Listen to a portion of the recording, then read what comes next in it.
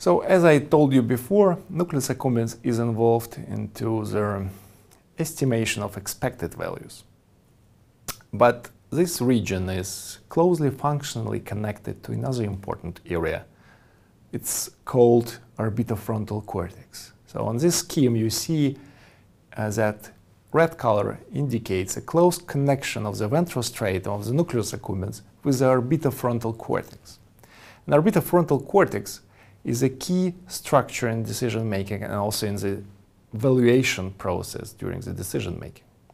I will try to explain you the role of the orbitofrontal cortex in the next slides. So, according to neuroeconomics theory, nucleus accumbens is involved into the calculation of the anticipated gain magnitude, but orbitofrontal cortex is critical for their choice, for the comparison of different options. I will try to illustrate this idea in the next slides. Actually, orbitofrontal cortex is closely connected to nucleus accumbens. And there is a hypothesis that orbitofrontal cortex somehow supervises nucleus accumbens. So, orbitofrontal cortex is a quite large area at the basement of our brain, just above our eyes. So, particularly important is the medial part of the orbitofrontal cortex. So, interestingly, orbitofrontal cortex is closely linked to the very controversial story of lobotomy. As perhaps you remember, Antonio Moniz invented lobotomy to deal with some symptoms of psychotic patients. So he suggested an operation when you disconnect orbitofrontal cortex from the rest of the brain. So this operation helped some patients to cope with certain symptoms. For example, patients became more calm, more adjusted to normal life. So Antonio Moniz got a Nobel Prize for this medical treatment. So overall it is a very controversial story. For example, some enthusiasts of lobotomy like Walter Freeman invented lobotomobiles. So some portable operation rooms when he suggested to make hundreds of operations in schools, in basements of schools, in order to deal with deviant behavior of children and so on. So he even invented a fast version of lobotomy, so-called transorbital lobotomy. So with this operation, you can just make lobotomy through the eye holes. You can use a metallic device and enter brain just above the eyelid and disconnect prefrontal cortex from the rest of the brain, actually without anesthesia. So he conducted thousands of operations in the United States. So for example, 40,000 operations were conducted in Great Britain, in other countries. A lot of lobotomy operations were conducted. So currently, in many countries, these operations are banned because they have very serious side effects. So people suffer from apathy, from cognitive alterations. People, after this operation, sometimes lose an opportunity to really understand social interactions, and it leads to very serious problems sometimes in emotional life. So nowadays we know that this region is critical for decision making, and let's try to understand the functional role of this region. This is a quite large region, and this region consists of different subregions. So here they are indicated by different colors. So yellow color indicates the most important area in the orbitofrontal cortex that is involved into the evaluation process. So a lot of neuroeconomic studies focus on this region. So let's now try to understand the functional role of this region. How can we investigate the process of choice? How can we estimate our preferences? For example, I can offer you two types of drinks, and I ask you to select one drink. So for example, I offer you drink A and drink B. And perhaps you show a strong preference for drink A and select drink A. I can next time offer you 2 glasses of drink B versus 1 glass of drink A. Perhaps you still will select drink A, but next time I can offer you 4, 11 glasses of drink B, and at some point you will switch and you will select drink B perhaps.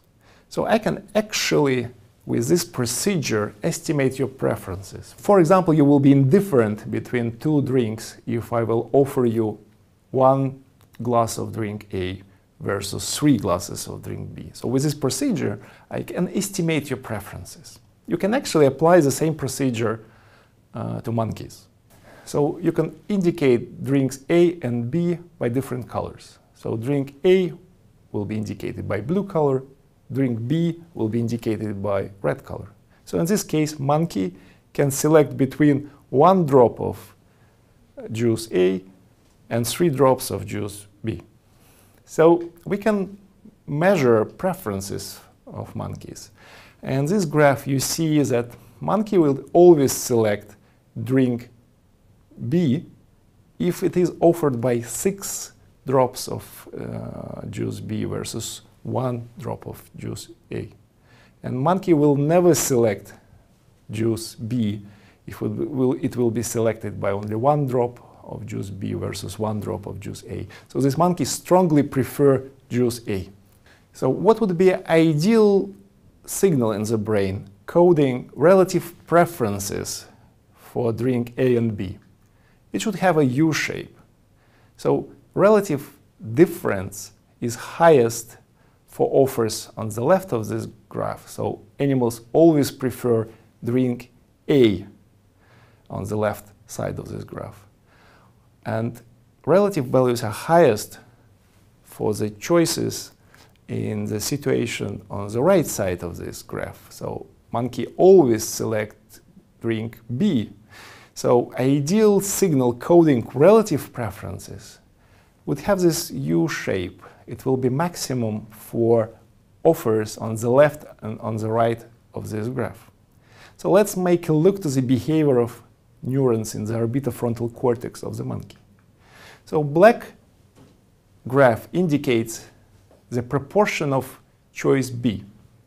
So we see that here monkey strongly preferred drink A to drink B, but activity of orbitofrontal cortex neurons has a U-shaped form. So it actually encodes relative values of the offer. So the neurons in orbitofrontal cortex are particularly active when animals prefer one option to the second option. So in this case, you see the results of their experiment when we can record activity of the orbitofrontal cortex neurons when the subject or the animal selects between drink A and B. You see on the left of this graph that neurons of the orbitofrontal cortex strongly encodes relative preferences. Yeah? So it reacts to the situation when one option is clearly better than another one.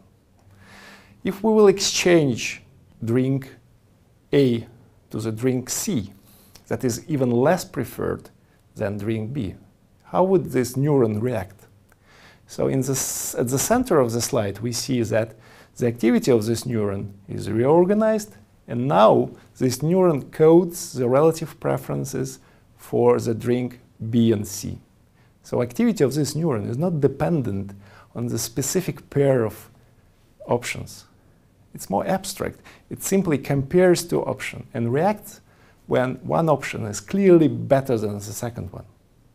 If you will return the option A and now ask animal to select between drink A and B, these neurons once again will compare these options and encode relative values. So on the right side of this graph, you see that this neuron codes the relative value of these two options.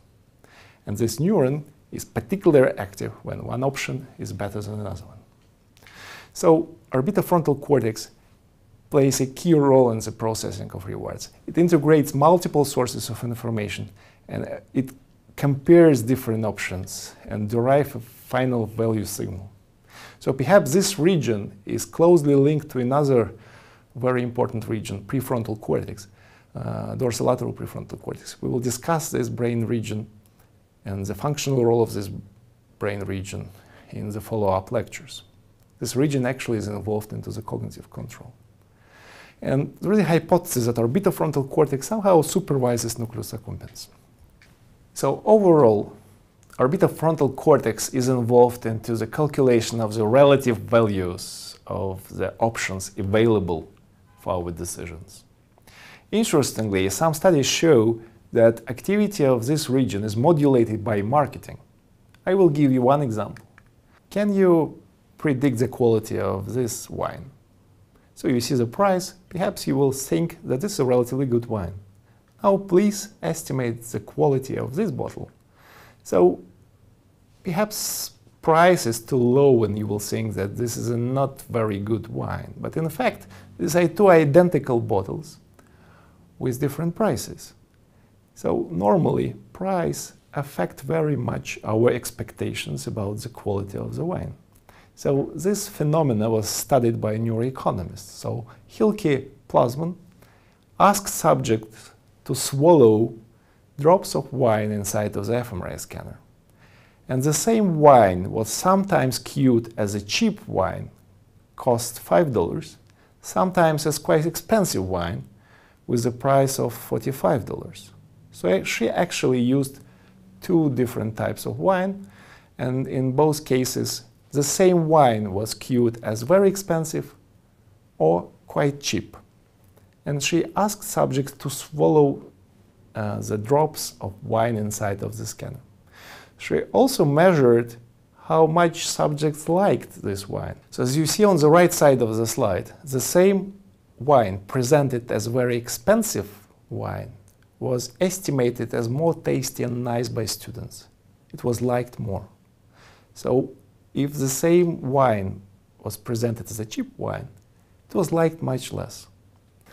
So as you see on this slide, orbitofrontal cortex is differentially activated by the same wine presented as a cheap wine or as an expensive wine. On the left side, you see the reaction of orbitofrontal cortex to two different types of wine, but in both cases, the same wine is presented as a very expensive or quite cheap. So we can conclude the activity of this very important region is modulated by marketing. So let's try to sum up now some main ideas of this lecture. So nucleus accumbens codes anticipated gain magnitude, and orbitofrontal cortex codes relative preferences for one option versus another one and integrates multiple information to come up with the final value signal.